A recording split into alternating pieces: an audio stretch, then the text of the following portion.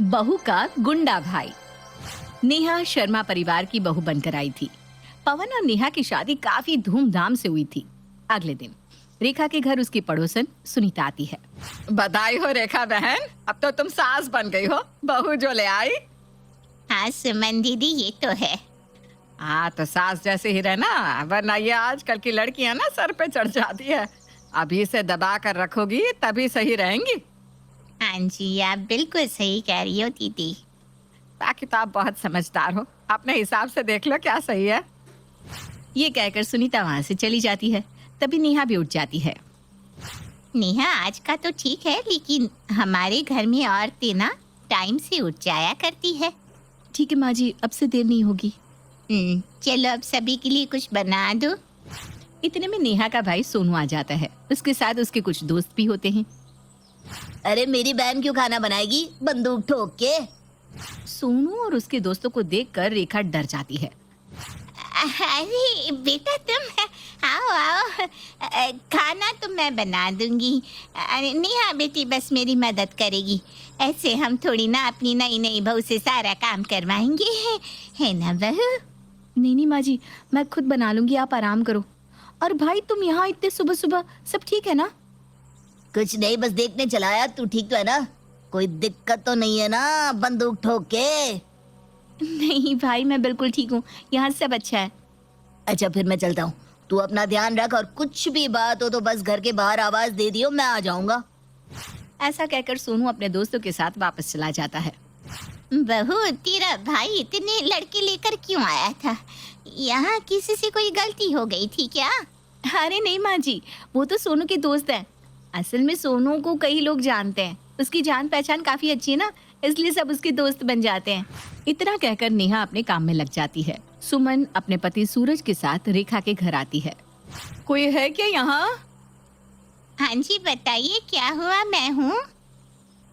वो हमने सुना कि आपको किराएदार चाहिए, हमें भी कमरा चाहिए था किराए पर। अच्छा, फिर तो ठीक है। चलिए मैं आपको कमरा दिखा देती हूँ। हाँ जी चलिए। रेखा उनको ऊपर की तरफ ले जाती है और कमरा दिखा देती है, और नीचे आते समय नेहा को सुनाकर कहती है, जी ये नीचे वाला एरिया है, इसमें मेरा परिवार रहता है। हम लोग शांति से रहने वाले लोग हैं, झगड़े और गुंडों से दूर रहना ही पसंद करते हैं। हमें बिल्कुल ऐसा ही घर चाहिए था, ताकि हम इस पर कब्जा कर सके। क्या मतलब? अरे इनका मतलब है कि रह सके। हमें भी गुंडे बिल्कुल पसंद नहीं है। ये लीजिए किराया, हम लोग अभी से ही शिफ्ट हो रहे हैं। सूरज रेखा के घर शिफ्ट हो जाता है। तभी घर शिफ्ट करते हुए सूरज को कुछ सामान बेकार सा दिखता है, जिसे देखकर वो रेखा से कहता है, रेखा जी ये सामान खराब है, इसका क्या करूं? फेंक दो जी इसे। तभी वहाँ सोनू अपने दोस्तों के साथ आ जाता है। किसको फेंकना है मुझे बताओ, बंदूक ठोक के फेंकाऊंगा। अरे बेटा, अपनी बंदूक के बिना भी कोई बात कर लिया कर। भाई वो कूड़ा फेंकने की बात हो रही है। अच्छा वो छोड़, तू यहाँ कैसे आया? कुछ नहीं, दोस्तों के साथ बैठा हुआ था, भूख लग गई तो सोचा तेरे पास आ जाऊं। सुना है रेखा आंटी बहुत अच्छा खाना बनाती है बंदूक ठोक के। हाँ तू बैठ, मैं बस अभी बना कर लाई। नहीं माँ जी, मैं बना कर ले आती हूँ। अरे बनाने दे, वरना बुढ़ापे में आंटी की हड्डियों में जंग लग जाएगा। दोनों भाई बहन बैठकर बातें करते हैं और रेखा सारा खाना बना लेती है। लो बेटा खाना खाओ। क्या स्वाद है, मजा आ गया बंदूक ठोक के। बेटा कहीं तो बंदूक मत ठोक, खाना खा लो। वहीं ये सब होते हुए सुमन और सूरज भी देखते हैं और कहते हैं, अजी ये कौन है? कोई गुंडा मालूम होता है। लगता तो मुझे भी यहाँ का कोई बड़ा गुंडा है। तो हमें इसका इस घर में आना जाना बंद करवाना होगा, तभी हमारा मकसद पूरा होगा। तुम बिल्कुल सही कहती हो, हमें रेखा के कान भरने होंगे ताकि वो इस गुंडे का यहाँ आना जाना बंद कर दे। फिर मौका पाकर सुमन रेखा के पास जाती है और कहती है, बहन जी ये गुंडा आपके यहाँ क्या करने आया था? अरे क्या ही बताऊं, ये मेरी बहू का भाई है। आए दिन घर आ जाता है और धमका के रखता है। डर के मारे इसकी बात माननी पड़ती है। तो आप इसका कुछ करती क्यों नहीं? ऐसे गुंडे घर में आएंगे तो मोहल्ले में नाम खराब होगा। आप बिल्कुल सही कह रही हो। मैं कल ही अपने बेटे से बात करके इस गुंडे का घर में आना जाना बंद करवाती हूँ। अगले ही दिन रेखा अपने बेटे पवन से कहती है, बेटा मुझे ये लड़का सोनू कुछ ठीक नहीं लगता। गुंडों की तरह कभी भी घर में घुस आता है और खुद तो खाता ही है, अपने आवारा दोस्तों को भी ले आता है और यहाँ खाना खिलाता है। माँ वो नेहा का भाई है ना? अब तो मैंने कब बोला बहन है?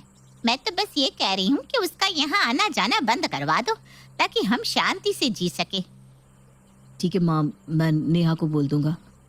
इसके बाद पवन नेहा के पास जाकर कहता है, सुनो नेहा, माँ को ना सोनू का यहाँ आना जाना पसंद नहीं है, तो सोनू को कह देना आज के बाद यहाँ ना आए। भला ऐसा क्या कर दिया मेरे भाई ने?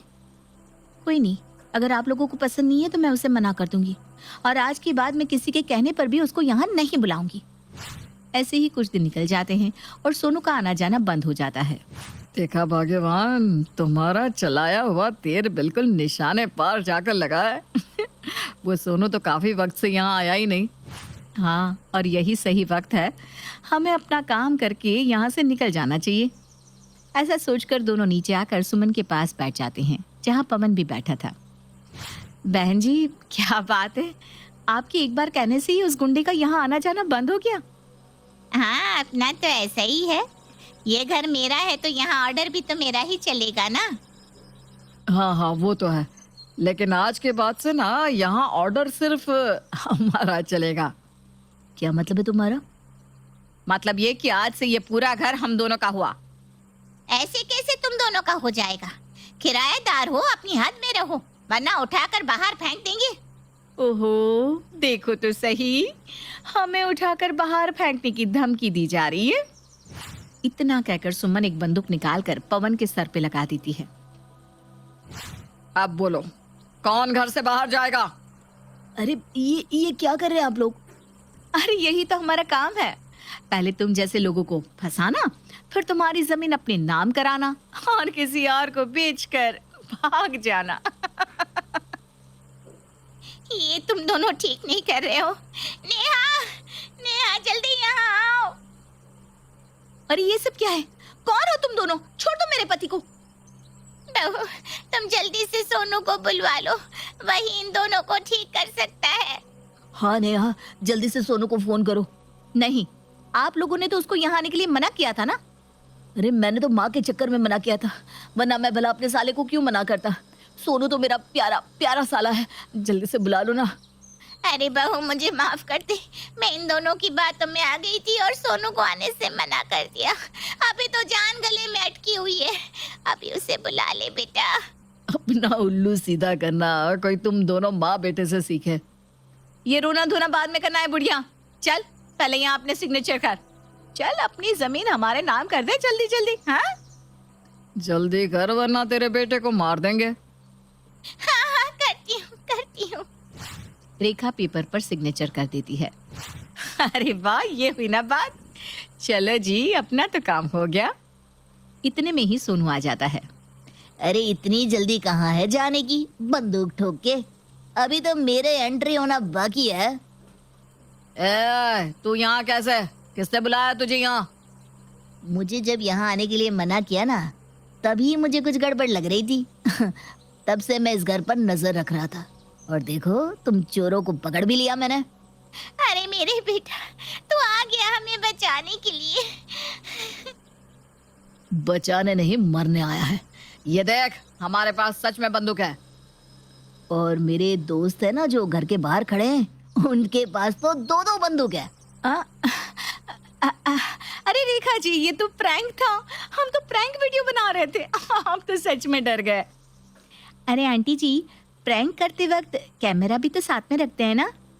तभी वहाँ पुलिस आ जाती है और सूरज और सुमन को अरेस्ट करके ले जाती है और चोरों को पकड़ने के लिए सोनू को इनाम भी मिलता है। बेटा, ये तेरा ही घर है, जब तेरा मन हो तब आ जाया कर। आज तू ना होता तो शायद ये घर ही ना होता। अरे आंटी, ये मेरी बहन का घर है, इस पर तो मैं आज भी ना आने दूं बंदूक ठोक के। सभी लोग हंसी खुशी रहने लगते हैं।